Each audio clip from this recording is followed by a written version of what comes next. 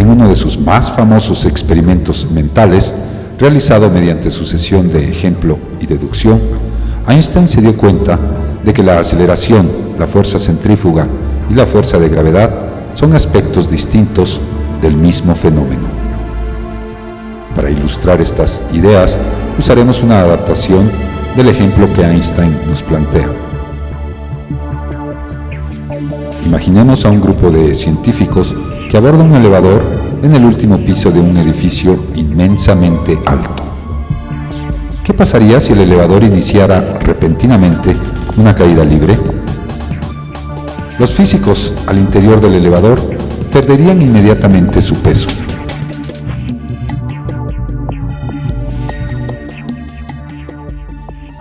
¿Qué ocurre?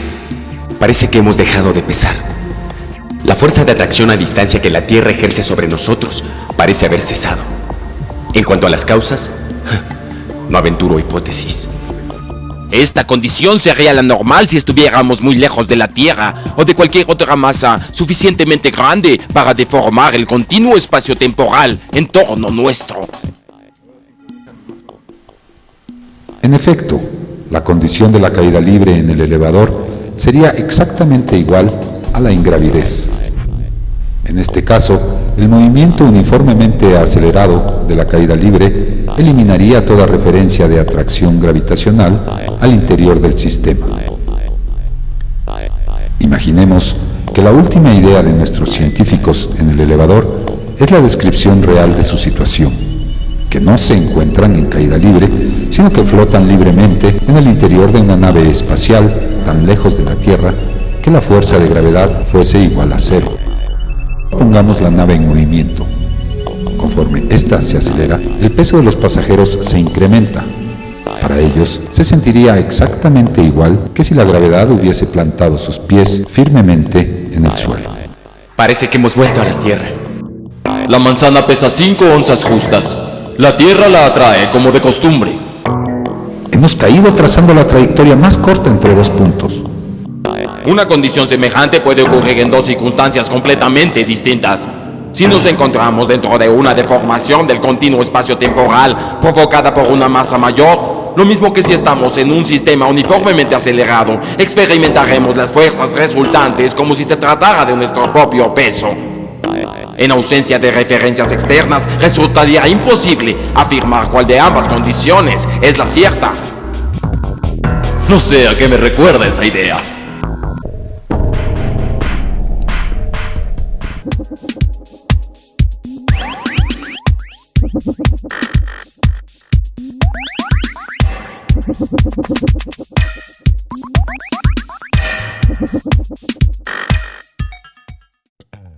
A Ciencia Cierta, el programa de divulgación científica, les da la más cordial bienvenida desde la ciudad de Cuautla. Nos transportamos a este sitio en donde se encuentra la planta tratadora del drenaje de aguas negras, una de las plantas de esta ciudad, que fue construida por el licenciado Augusto García, quien nos va a regalar algunas palabras, así como el ingeniero Antonio Paredes. Ambos fueron los encargados de llevar a cabo este ecológico proyecto de la ciudad de Cuautla.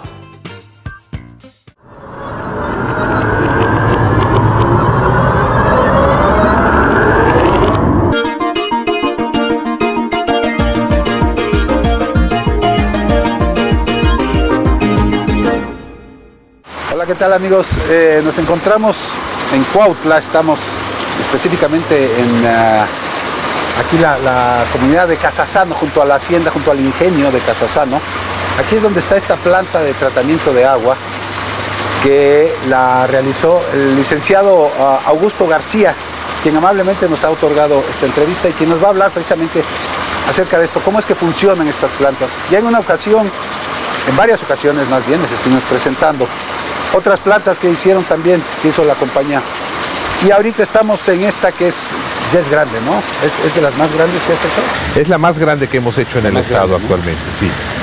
Ahora sí, háblanos, Augusto, ¿qué capacidad tiene? ¿Cómo funciona la planta? Fíjate que esta es una planta muy buena, es una planta que tiene capacidad para 42 litros por segundo. Para que lo ubiquemos en términos de personas, atiende a 17,000 habitantes de la zona. Teóricamente, no, me decías que son más. Teóricamente, o sea, la planta está para 42 litros por segundo, proyectada para el año 2029. Sin embargo, la presencia de la planta implicó que la gente fuera conectándose al sistema de colectores, y ahora la planta encuentra prácticamente su capacidad total y en ocasiones llega a rebasarse a los 55 litros por segundo. ¿Qué pasa cuando se rebasa la capacidad de una planta? Hay que hacerla crecer o instalar otra planta en algún otro lugar. Si no haces esto, ¿qué sucede? Tenemos una parte de las aguas van a estar sin tratarse. O sea, no las puedes ingresar al sistema. No, porque las plantas tienen un diseño específico que es una capacidad. Si tú incrementas su diseño, su capacidad de diseño, la planta empieza a tener una situación crítica en su tratamiento y no va a dar el requerimiento para que... Contaminadas, ¿no? Pueden salir las aguas con menos calidad. Claro, y poco contaminadas. Sí, y finalmente lo importante es que la planta trate al nivel que debe de tratar. La planta deja de operar y conforme se va incrementando ese nivel o ese gasto de diseño va superándose, lo que va sucediendo al final del día es que entra en una etapa crítica la planta y deja de operar. Entonces se hace cuenta que no tienes una planta que no sirve para nada. Por eso hay que mantenerla en su gasto de diseño. ¿Cómo la mantienes en su gasto de diseño? Bueno, en el cárcamo de ingreso de las aguas, el cárcamo tiene previsto 3 elementos fundamentales. Uno, que son las cribas, que nos detienen los sólidos importantes. Otra, que es una esclusa con un vertedor triangular que nos permite determinar el flujo máximo para el que fue diseñado, son 42 litros. Ahí tienes un sensor o algo así. No, es manual, porque el vertedor triangular te tiene un nivel marcado. O sea, no pasa de ahí. No pasa de ahí, entonces lo tienes fijo. Si tienes más agua, ¿qué pasa con eso? Se va por el vertedor de demasías, claro, sin tratarse. Y se ingresa al drenaje como vino. Bueno, en este caso se va a los campos de cultivo, porque esta planta, el objetivo para el que fue realizada es precisamente tratar el agua para mandarla a los campos de cultivo. Pero si la capacidad se supera, entonces el excedente se va a los campos de cultivo sin tratar. Normal, ¿no? Que eso pues no debe de ser. Claro, sí, claro. Bien, ahora cuéntanos dónde estamos ahorita y cómo es el funcionamiento de todo esto. Ahorita nosotros estamos en lo que le llamamos el tanque distribuidor. Las aguas llegan del cárcamo, que es donde llegan crudas desde el drenaje, donde todo el mundo estamos vertiendo nuestros desechos con agua. Vienen a dar a ese cárcamo, ahí se concentran. Ahí hay unas bombas de una potencia importante que arrojan el agua aquí al tanque. A partir de que llega el agua a este tanque distribuidor, no tenemos un solo elemento mecánico ni eléctrico más. Todo se hace por gravedad y por presión hidráulica. Entonces, entra el agua, se distribuye de manera proporcional, exactamente proporcional en cada uno de estos 6 reactores. Estos son los reactores. Ajá, ok. Ya mandas para allá, constante todo el día. Bueno, el gasto importante inicia aproximadamente a las 5 de la mañana. Conforme va llegando, obviamente. Exactamente. O sea, la gente se levanta, empieza a tener sus actividades y va aumentando el gasto. Y una vez que aumenta el gasto, debiera de tener sus altas y sus bajas. Pero esta planta está recibiendo actualmente desechos de rastro que nos incrementan el gasto de agua. Que los rastros usan mucha agua para lavar y todo esto. Entonces tenemos una cantidad importante de agua durante el mediodía, durante la mañana y durante la tarde, que generalmente no lo tendríamos si fuera la actividad rutinaria de las personas.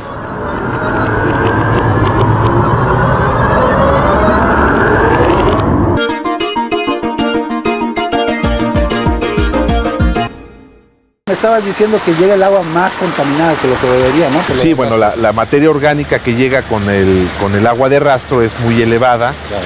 Entonces, hay plantas específicas para tratar aguas de rastro. Sí. En nuestro caso, esta es una planta para tratar aguas municipales domésticas, de las que producimos los seres humanos en nuestras casas. Pero bueno, estas plantas son tan nobles que a pesar de que le estamos incorporando agua de rastro, están haciendo un tratamiento eficiente. O sea, sí cumple con la norma. Sí llega a cumplir con la norma, precisamente para lo que es el objetivo, que es agua para riego, lo hace muy bien. No es un agua que pueda en este momento manipularse por un ser humano, porque sí podría correr el riesgo de alguna infección. Sin embargo, para lo que está cumpliendo el objetivo, que es regar, lo está haciendo muy bien. Para el ingenio, ahí no hay contaminación en el ingenio, o sea, en la caña no va a salir. No, porque se va al subsuelo. Ya, lo poco que tiene se filtra. Sí, va clorada, ya no tiene coliformes fecales, ya no tiene huevos del minto. Sin embargo, todavía contiene algo de materia orgánica. Incluso la materia orgánica que contiene con la norma 001 es bastante rica para el buen crecimiento de las plantas, ¿no? Claro. Ahora cuéntame, ¿qué sucede? Llega el agua al reactor que estamos viendo aquí, por ejemplo, ¿no? Ajá. Y entonces, en el reactor, en la parte inferior de la rejilla, hay una serie de inyectores que van hasta el fondo del reactor. Estos reactores tienen desde su punta, que es donde está la entrada de agua, hasta la punta más baja, que es la final, que es en cono, tienen aproximadamente unos 9 o 10 metros de altura. Son grandes, ¿sí? Son grandes, y el diámetro es de aproximadamente unos 7, entre 6 y 7 metros, ¿no? 11 metros de diámetro. Entonces este diámetro... Sí, el radio es el que decías que son 5 metros. Ok, exacto. Sí. Entonces este es lo que les da una capacidad de 500 metros cúbicos al día.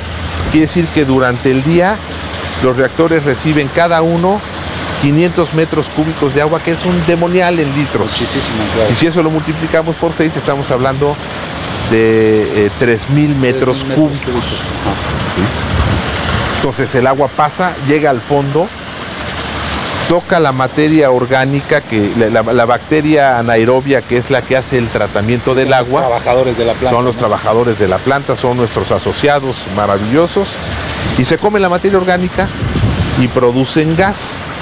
Este gas lo capturamos y lo mandamos a estas dos campanas, y estas dos campanas almacenan el gas, y de manera también a través de una tubería natural se van a esta caseta en donde tenemos un generador de electricidad.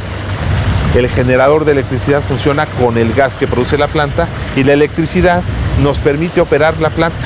Para este bombeo que estamos viendo. Para este bombeo, y incluso nos sobra algo de electricidad, que bueno, de este momento se pierde.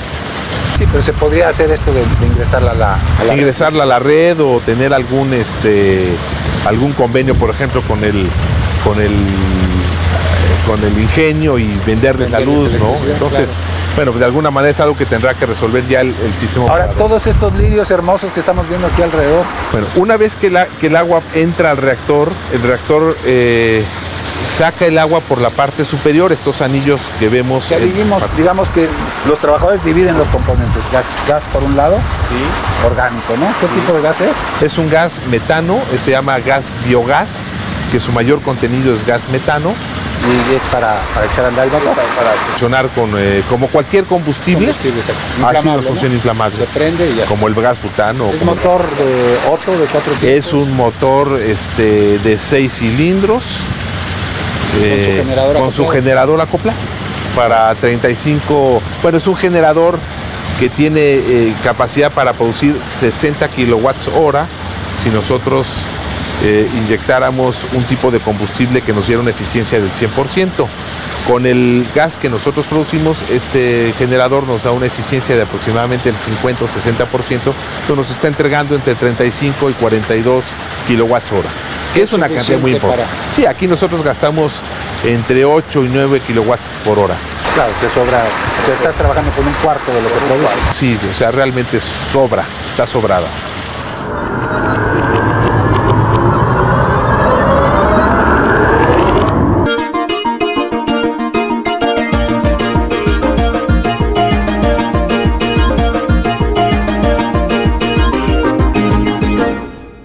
El agua que sale por estas orillas que estamos viendo aquí se desborda, ¿no? Se desborda y se va concentrando en nuestra ciénaga, que aquí en este caso... Aquí lo mandas a la ciénaga. A la ciénaga, que es Y en este caso, pues aquí el arquitecto se lució haciendo una especie de escarracitas y todo esto, y el agua va bajando, hace todo su recorrido hasta llegar a la parte final, que es aquella de allá, que es donde entregamos el agua al canal de riego que viene un poquito más abajo.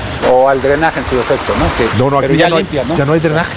Ya aquí va todo al canal del riego, todo. O sea, una panque, por así decirlo. Sí, de hecho, en ocasiones alcanzas a ver cómo se riega porque el predio que tenemos aquí con caña sembrada abre su compuerta y se riega por gravedad y se inunda el terreno, termina de regar, cierra y se va para abajo y así van regando hacia abajo. Y esa agua que está allá ya es la que está descontaminada, por no decir que es potable, ¿no? No es potable ni mucho menos. Pero ya no huele, ya no contamina. Ya no huele, ya no contamina, ya no tiene un problema en el hecho de que sea utilizada para regar para los campos agrícolas. Es un agua bastante noble, cumple con la norma 001 de la Semarnat,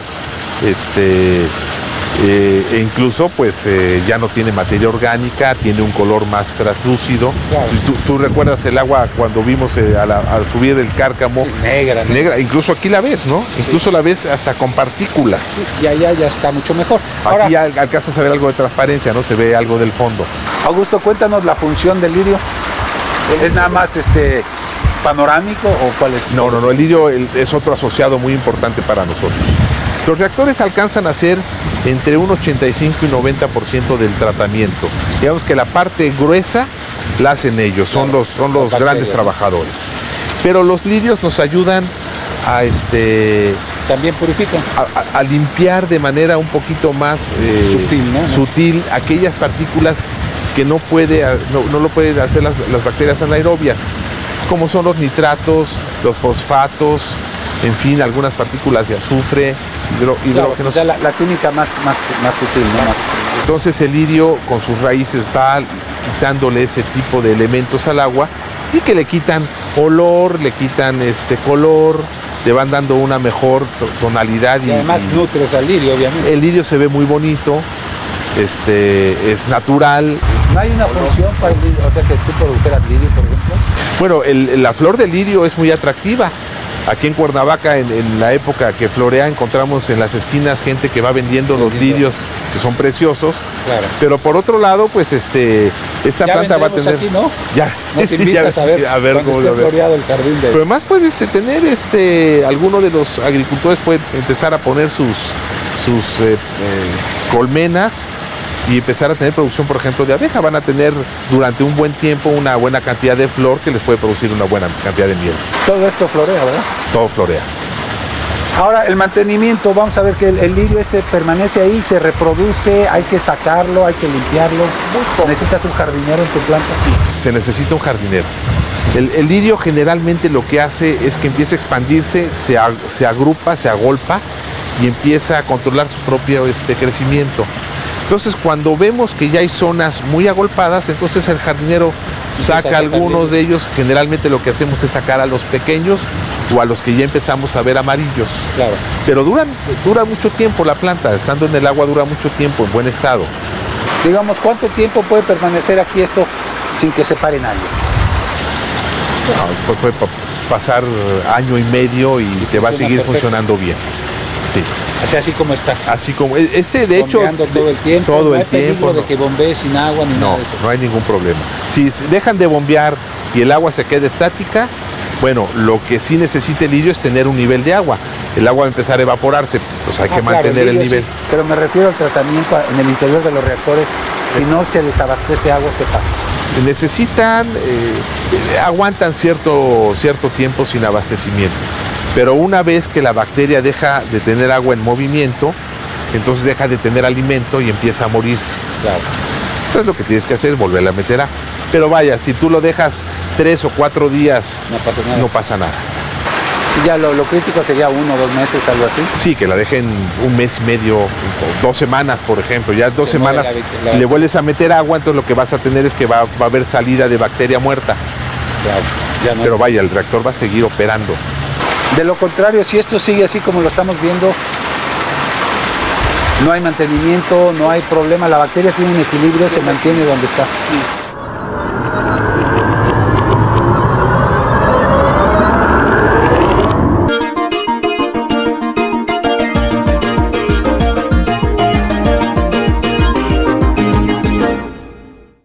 Desde la planta de tratamiento de aguas residuales, es decir, la que se encarga de quitarle lo inmundo al drenaje de la ciudad de Cuautla, a ciencia cierta, el programa de divulgación científica se despide de ustedes.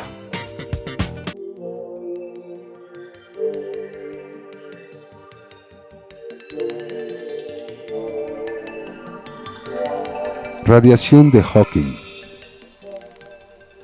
Los agujeros negros fueron predichos por la teoría general de la relatividad.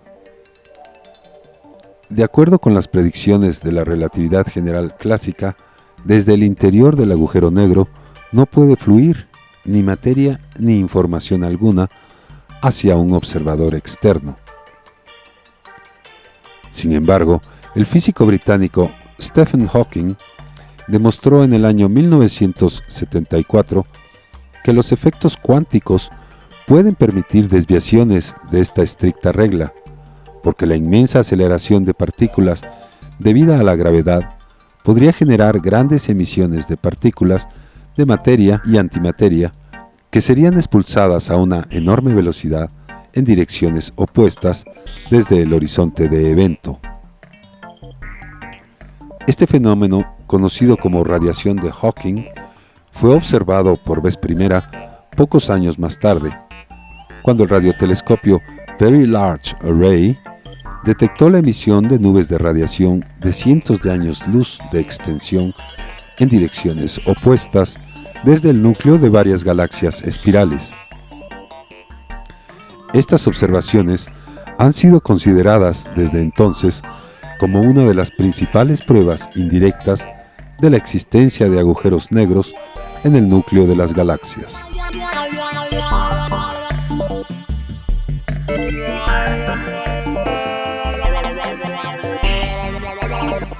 Actualmente la creencia en la existencia de agujeros negros en el universo se apoya tanto en la teoría como en las observaciones astronómicas indirectas. Sin embargo, quedan aún incógnitas por resolver. El entendimiento que tenemos del colapso estelar no es lo suficientemente claro para decirnos si es posible colapsar un objeto directamente en un agujero negro sin que medie un evento supernova. Tampoco podemos afirmar que existen realmente supernovas que forman agujeros negros, ni cuál es la relación exacta entre la masa inicial de la estrella y el objeto final.